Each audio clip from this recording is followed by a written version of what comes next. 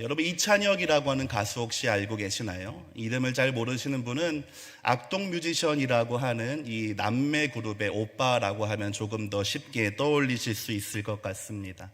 K-팝 스타라고 하는 한 프로그램에 나와서 유명해진 다음에 작곡 실력이 참 뛰어나서 사람들에게 인정받고 있는 가수고, 또 우리 성도님들에게는 그 부모님들이 몽골 선교사라고 하는 사실을 아셨기 때문에 더 기억에 남는 그러한 가수가 되겠습니다. 이 이찬혁이라고 하는 가수가 얼마 전에 한 가지 노래를 발표했는데 노래 제목이 멸종위기 사랑입니다. 이 29살의 아주 젊은 가수가 세상을 바라보니 이 세상에는 사랑이 참 찾아보기가 어렵다, 사랑이 멸종위기에 처했다라는 생각을 하게 된 것 같습니다. 이 가수는 멸종위기의 사랑을 얘기했는데 우리가 살아가는 세상은 어떤가요? 이 제목과는 달리 참 사랑으로 가득한 세상인 것 같습니다. 1970년대부터 2000년대까지 이 노래 가사들을 분석해 보니까 나와 너와 사랑이라고 하는 단어가 가장 많이 쓰였다고 합니다. 한 문화평론가는 사랑해, 미안해, 돌아와, 이 세 가지 말만 있으면 노래 하나 만들 수 있겠다, 이렇게 말하기도 했습니다. 드라마를 보아도 그렇고 연속곡을 보아도 그렇고 영화나 음악처럼 우리가 살아가고 있는 모든 세상은 이 사랑으로 가득 차 있고 사랑 이야기 투성이입니다. 어쩌면 그 어느 한 시대보다 사랑이라고 하는 이 단어가 홍수처럼 넘쳐나고 있는 때를 우리는 살아가고 있는지 모르겠습니다. 그럼에도 불구하고 이 어린 가수가 사랑이 멸종위기에 처했다라고 노래하는 이유는 그가 바라본 세상 가운데 사랑이라는 말은 참 많이 있지만, 사랑을 얘기하고 노래하는 사람들은 참 많이 있지만 진정한 사랑은 발견하기 어렵더라라고 하는 그의 어떠한 깨달음과 현실 때문일 것 같습니다. 사랑한다고 말하지만 그 안에 진심을 찾기가 어렵고, 우리와 너와 나의 관계는 점점 표면적이고 피상적이 되어져만 갑니다. 세상에 가득한 그 사랑들을 살펴보게 되면 조건이 달려있는 조건부의 사랑, 대가를 요구하는 아주 값싼 그러한 사랑들이 사실은 우리 주변에 있다라고 하는 것입니다. 문제는 무엇인가? 이렇게 사랑이 멸종되어져 가고 있는 현실이 다만 인간관계의 문제이거나 특정한 세대나 사람들의 문제가 아니다라는 것입니다.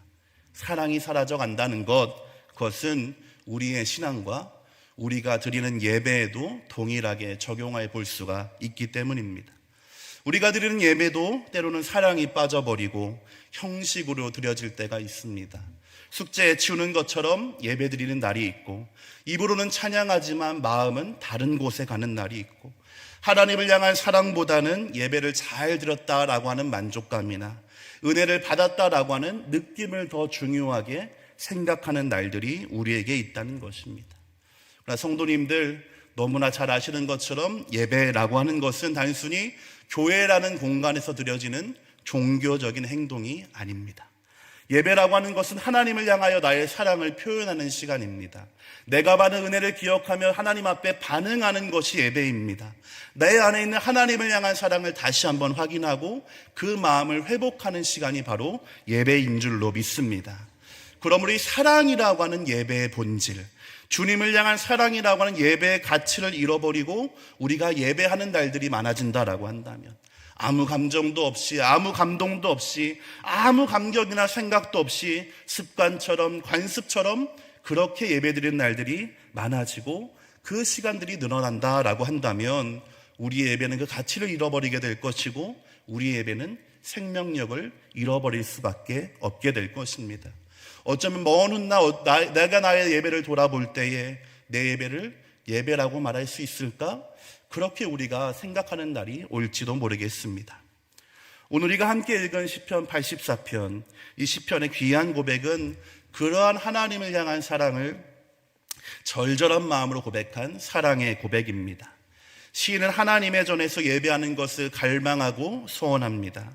하나님을 향하여 주체할 수 없는 자신의 사랑을 이 시에 꾹꾹 눌러 담았습니다. 만군의 여호와여, 주의 장막이 어찌 그리 사랑스러운지요. 오늘 우리는 이 말씀을 통해서 우리의 예배를 돌아보기를 소망합니다. 사랑이 사라져가는 이 시대 가운데 나는 사랑으로 예배하고 있는가? 내 마음 안에, 내가 드린 예배 안에 하나님을 향한 사랑과 사모함과 기쁨이 가득 채워져 있는가 돌아볼 수 있기를 소망합니다. 그리고 진정한 사랑으로 드리는 예배, 그 하나님께 드리는 예배를 우리가 함께 회복하고 꿈꾸는 시간 되기를 간절하게 소망합니다. 우리 1절과 2절 말씀 함께 읽겠습니다. 만군의 여호와여, 주의 장막이 어찌 그리 사랑스러운지요. 내 영혼이 여호와의 궁정을 사모하여 쇠약하며.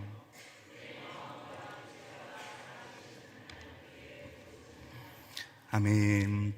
오늘 시편은 사랑의 고백으로 시작합니다. 만군의 여호와여, 주의 장막이 어찌 그리 사랑스러운지요. 이 사랑스럽다라고 하는 말은 핑크빛의 애틋한 사랑을 말하는 것이 아닙니다. 마치 끓는 물처럼 주체할 수 없고 통제할 수 없는 정열적인 사랑을 의미합니다. 보고 있어도 또 보고 싶고 곁에 있어도 더 함께하고 싶은 연인 간의 불타는 사랑이 사랑스럽다라는 단어입니다. 우리 성도님들이 다 경험해 보셨을 그런 감정입니다. 너무 오래전이어서 희미하실지 모르겠지만 추운 겨울 공중전화에 동전을 올려놓고 손을 불어가면서 전화하셨던 기억이 있으실 것이고, 또 어떤 분들은 편지에 한 글자 한 글자 눌러 담다가 다시 지우고 다시 썼다가 다시 지우고, 몇 분들을 보니까 그런 일은 전혀 없었다는 분들도 계시긴 하지만 오늘 말씀을 함께 나눌 때에 그때 그 마음, 그 대상을 향하여 드렸던 뜨거운 마음을 기억한다면 이 시인의 마음에 조금 더 가까이 다가갈 수가 있을 것 같습니다. 학자들마다 이 시편에 대해서 이 시편이 언제 쓰여졌는가 의견이 조금 다르기는 하지만 공통된 내용은 무엇이었냐면 성전에 나아가고 싶지만 나아갈 수 없는 상황, 하나님을 만나고 싶지만 하나님 앞에 예배할 수 없는 그러한 상황 가운데 기록된 시다, 이렇게 분명하게 말하고 있습니다. 그러므로 지금 시편이 고백하고 있는 내가 여호와의 장막을 사모하고 궁정을 사모한다라고 하는 것은 단순히 성전이라고 하는 공간을 그리워한다는 것이 아니라 그곳에 있는 누군가, 그곳에 계신 나의 사랑의 대상이신 하나님을 향한 사랑이 불타오르고 있다라는 고백이 되는 것입니다. 그 사랑이 얼마나 내 안에 사무쳤던지 몸이 쇠약해질 정도가 되었고, 그러한 마음을 가지고 시인은 하나님을 바라보고 앙망하고 앙모하고 있는 것입니다. 하나님을 향한 이 사람의 사랑의 마음은 형식적이거나 종교적인 감정이 아니라 하나님과의 친밀하고 개인적이고 인격적인 관계에서 흘러나오는 사랑이라는 것입니다. 그러면 우리가 우리의 예배를 돌아보게 될 때 가장 먼저 해야 될 것은 내가 예배하는 이유는 무엇인가? 나는 하나님을 어떻게 바라보고 있는가? 내가 예배 가운데 기대하고 소망하는 것은 무엇인가? 예배의 목적과 이유가 될 것입니다. 왜냐하면 하나님 그분 자체가 아니라 하나님의 어떠한 것이 목적이 될 때에 우리의 예배는 차갑게 식어져 버리고 예배의 힘이 사라지기 때문에 그러합니다. 하나님 그분 자체가 아니라 하나님이 주시는 그 어떠한 것을 기대할 때, 하나님과의 만남이나 교제가 아니라 내가 신앙생활을 통해서 무엇인가를 얻기를 바라고 있을 때, 하나님이 아닌 그 어떠한 것이 나의 목표가 되는 그 순간 예배는 목적이 아니라 수단으로 변하게 되고, 내가 이만큼 했으니 돌려받아야 하는 조건부의 사랑이 되고 말기 때문에 그렇습니다. 그러면 우리의 예배가 식어 있다라고 한다면, 내 예배가 예전과 같지 않다라는 마음이 있다면, 예배에 대한 기대감이나 감사와 감격이 사라져 있음을 깨달았다라고 한다면 나는 왜 예배하고 있는가? 우리의 예배의 이유와 목적을 돌아볼 필요가 있다는 것입니다. 우리 사랑하는 성도 여러분, 우리 세샘의 모든 성도들은 하나님의 그 어떠한 것이 없다 할지라도 오직 하나님 한 분만으로 만족하고 기뻐하는 예배자인 줄로 믿습니다. 여러분의 삶이 그렇게 하나님을 향한 사랑으로, 하나님을 향한 기대감과 소망으로 충만히 채워지기를 축복합니다. 우리 5절부터 6절 말씀 또한 한 목소리로 읽겠습니다. 주께 힘을 얻고 그 마음에 시온의 대로가 있는 자는 복이 있나이다. 그들이 눈물 골짜기로 지나갈 때에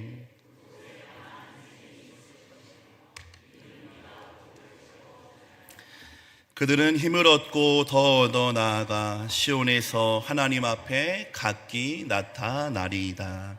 아멘. 하나님을 사랑하는 사람, 하나님 예배하는 것을 간절히 원하는 사람이기 때문에 이 사람이 가장 부러워하는 일, 이 사람이 가장 소망하는 일은 하나님의 집에 사는 것이고 하나님을 마음껏 자유롭게 예배하는 일입니다. 5절에 보시게 되면 시온의 대로라는 말이 있습니다. 시온의 대로라고 하는 것은 성전이 있는 예루살렘으로 향하는 길 혹은 그 여정을 얘기합니다. 이 시온의 대로가 마음에 있다라고 하는 것은 비록 내가 지금 성전에는 있지 못한다 할지라도 마음이 하나님을 향하고 있다는 것입니다. 내 마음은 하나님을 향하여 나아가고 있다는 고백이 되는 것입니다. 그리고 이렇게 하나님을 향하여 살아가는 그것이 자신에게 가장 큰 소망이며 꿈이라 이렇게 시인은 고백하고 있는 것입니다. 다시 한번 또 오래전의 기억을 떠올려 보도록 하겠습니다. 여러분의 삶에서 가장 가슴 벅찼던 순간, 가장 떨리고 긴장되던 그 날을 한번 떠올려 보시겠습니다. 그녀를 만나기 100m 전, 저기 보이는 노란 찻집, 오늘은 그녀를 세 번째 만나는 날. 이 다음 가사가 중요한데요. 마음은 그곳을 달려가고 있지만 가슴은 떨려오네. 이게 가사인데 오늘 이 시편에 있는 시인의 마음과도 굉장히 비슷할 것 같습니다. 마음은 그곳을 향해 달려가고 있지만 가슴이 떨려오는 것. 그를 만난 그 순간에 우리 안에 큰 기쁨도 있겠지만 그 만나기 직전의 감정은 그 누구에게도 설명할 수 없을 일일 것입니다.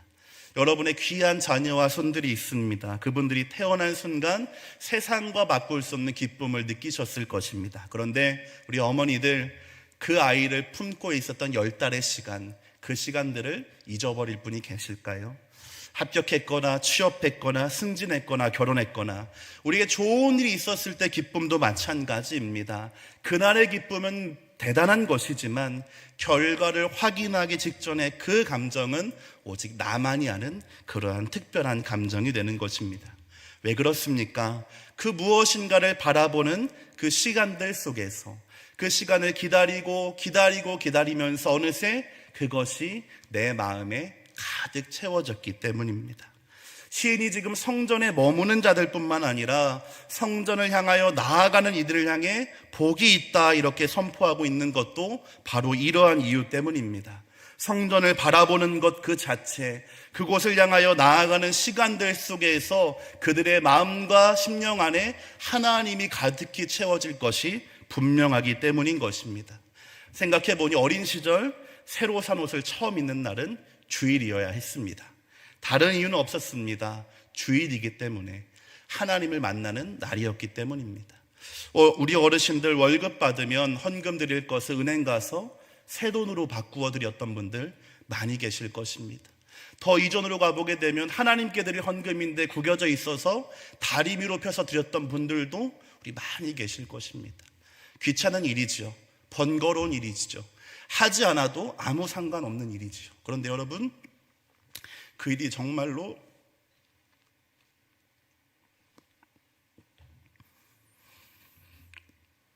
여러분에게 귀찮게 느껴지셨습니까? 아니면 여러분에게 큰 기쁨이며 뿌듯함이었습니까?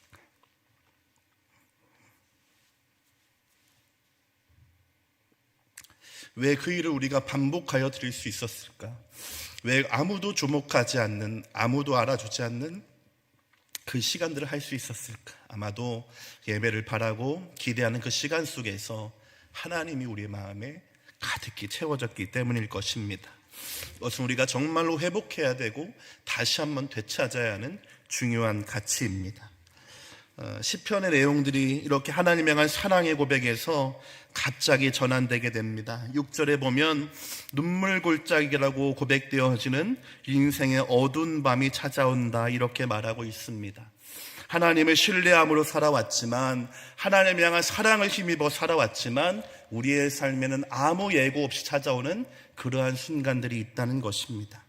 하나님의 백성이라고 해서, 진실한 하나님의 자녀라고 해서 고난과 역경은 피해가지 않고 우리에게 찾아오게 된다는 것입니다. 그리고 그렇게 내 힘으로 해결할 수 없는 그 상황들과 문제 앞에 우리는 허무함과 무력함을 느끼며 눈물이 흘러 골짜기가 되는 그러한 날을 맞이하게 됩니다. 때로는 하나님을 향하여 나아가는 것이기 때문에, 우리가 믿음 들이며 하나님을 위해 살아가고 있기 때문에 눈물의 골짜기를 마주하게 되기도 합니다. 어쩌면 하나님은 때때로 믿음의 사람들에게 이해할 수 없는 일을 경험시켜 주시기도 합니다.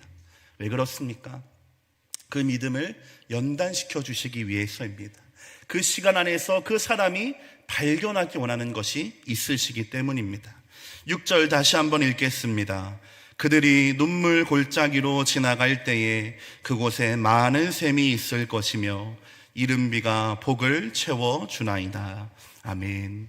이 고독하고 외로운 눈물의 골짜기를 지나면서 하나님이 계시다는 것을 깨닫게 하여 주시는 것입니다. 그 골짜기를 지날 때에 나의 삶에 눈물로 가득 채워져 있지만 하나님이 예비하신 샘물을 마시고 때에 따라 허락되어지는 은혜의 담배를 누리면서 하나님으로부터 힘을 얻는다는 것이 무엇인가, 하나님만이 나의 도움이라는 것이 무엇인가를 깨닫게 하여 주시는 것입니다. 하나님만이 나의 능력입니다, 소망입니다, 도움이라고 하는 이 막연했던 고백이 무엇인가를 우리에게 알려주시는 시간이라는 것입니다. 지난 금요일 장로님이 귀한 간증해 주셨습니다. 생명이 위중했던 2번의 수술을 하셔야 됐고 목숨을 담보할 수 없었던 3번의 사고를 겪었다고 했습니다. 또 하나님이라고 하는 이 변수가 아니면 결코 설명할 수 없는 인도하심이 이 장로님의 삶에 가득했습니다. 그러한 시간 속에서 장로님의 고백은 그 시간들이 있었기 때문에 하나님의 살아계심을 믿게 될 수 있었고, 하나님이 그를 의지하고 신뢰하는 자들을 어떻게 책임져 주시는가를 깨닫게 되었다, 이렇게 간증 나누어 주셨습니다. 우리 사랑하는 성도님들, 혹시 우리들 가운데 이 눈물 골짜기와 같은 시간들, 남들에게 다 설명하고 말할 수 없지만 내가 알고 하나님이 하는 그 시간들을 지나는 분이 계십니까? 여러분, 꼭 한 가지 기억하셔야 될 것은 하나님이 우리의 눈물을 무의미하게 하시는 분이 아니라는 것을 기억하시길 바랍니다. 힘들 때 하나님 포기하지 마시고 더욱더 붙잡으시기를 축복합니다. 하나님을 향한 사랑으로, 하나님을 향한 신뢰로 여러분의 마음을 가득 채우시길 바랍니다. 그렇게 하나님으로 충만히 채워진 마음은 그 눈물의 시간들조차 기쁨으로 지나가게 하여 줄 것입니다. 눈물 흘렸던 그 자리에 샘이 솟아나는 것을 보게 하여 주실 것이고, 새로운 생명이 잉태되어지는 이른 비, 은혜의 단비가 내리는 것을 보게 하여 주실 것입니다. 그렇게 하나님으로부터 힘을 얻은 자는 비로소 시온에서 하나님을 예배하는 영광을 누리게 되는 것입니다.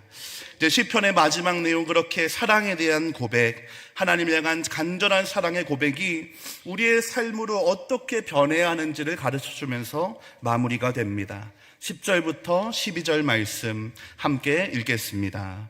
주의 궁정에서의 한날이 다른 곳에서의 첫날보다 나은즉 악인의 장막에 사는 것보다 내 하나님의 성전 문지기로 있는 것이 좋사오니 여호와 하나님은 해요 방패이시라.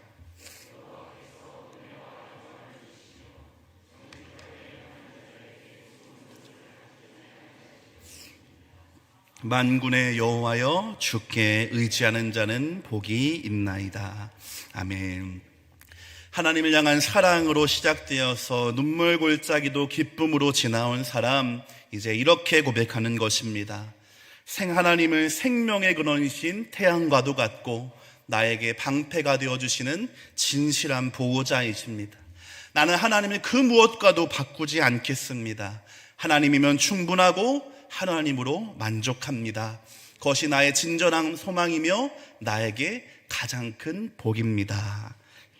사랑하는 성도 여러분, 우리는 사랑이 사라져가는 세상, 믿음이 희귀한 시대를 살아가고 있습니다. 주님도 말씀하시기를 인자가 올 때에 세상에 믿음을 보겠느냐, 그렇게 말씀하시기도 했습니다.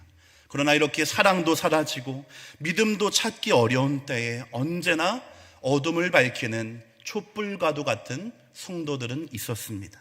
하나님 마음을 시원하게 해드리면서 주님 제가 여기 있나이다 자원하는 심령들이 늘 어느 시대나 있어 왔다는 것입니다.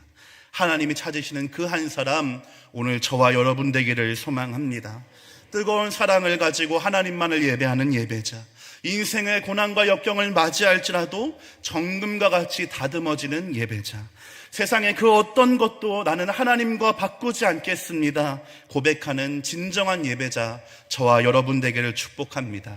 하나님 그러한 여러분의 삶을 응원해 주실 것이고 여러분의 보호자와 인도자가 되어 주셔서 비로소 그날에 주님 앞에 서게 하여 주실 줄로 믿습니다.